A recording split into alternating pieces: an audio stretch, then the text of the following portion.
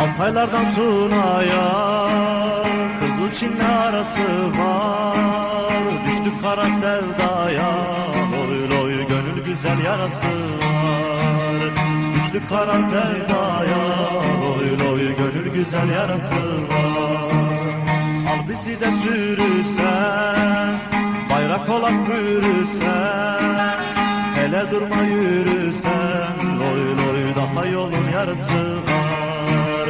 Hele durma yürürsen, loy loy daha yolun yarısı var.